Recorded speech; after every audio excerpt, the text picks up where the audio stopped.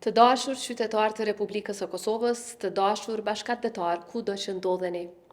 Në këtë natë ndrrimi vitesh teksa mbyllim një vit të mbushur me punë, vendime të rëndësishme, por edhe me sfida, ndalemi për të reflektuar mbi rrugën që kemi përshkuar së bashku dhe mbi forcën që kemi treguar si shtet dhe si shoqëri. Viti që po e lëm pas ka dëshmuar se Kosova ecën përpara kur vepron me vendosmëri, me vlera dhe me unitet.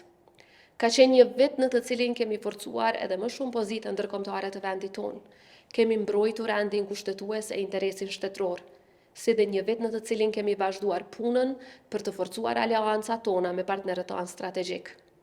Kosova ka treguar se është e pranishme, e dëgjuar dhe e respektuar në tryezat ndërkombëtare si faktor paqeje, stabiliteti dhe besueshmërie.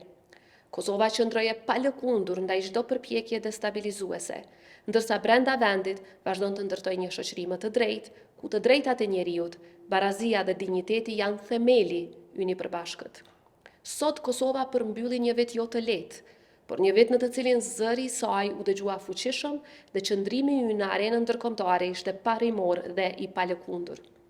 Ishte një vit sfidues, sidomos me vonesat në themelimin e institucioneve, por ishte po ashtu, vit që na ka forcuar dhe na ka përgatitur të ecim përpara me më shumë besim dhe me më shumë përgjegjësi.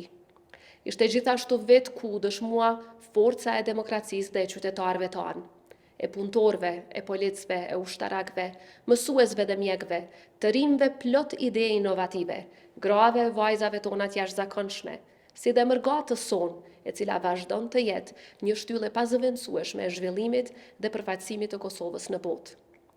Viti 2026 që po vjen na gjen me përgjegjësi të reja dhe me synime të qarta. Synimi ynë mbetet një Kosovë akoma më e sigurt, akoma më e drejtë, akoma më e integruar dhe akoma më e zhvilluar. Një Kosovë ku ligji zbatohet njësoj për të gjithë, ku institucionet janë gjithnjë në shërbim të qytetarëve dhe ku çdo i ri dhe e re ka perspektivë për të ndërtuar të ardhmen me dinjitet në vendin e vet. Në vitin e ri, angazhimi ynë do të vazhdojë, pa lëkundje, për forcimin e vazhdueshëm të shtetit të së drejtës, avancimin e pozitës ndërkombëtare të vendit tonë, rritjen e sigurisë, mbështetjen e familjeve, mbështetjen e rinisë, si dhe ndërtimin e një të ardhmeje me më shumë zhvillim ekonomik dhe mirëqenie. Në këtë natë të veçantë ju uroj shëndet, paqe dhe begati. Le të jetë viti 2026 një vit bashkëpunimi, përgjegjësie dhe suksesi për secilin prej jush dhe për Republikën tonë. Le ta nisim vitin e ri me besim në vete, në njëri tjetrin dhe në Kosovën tonë.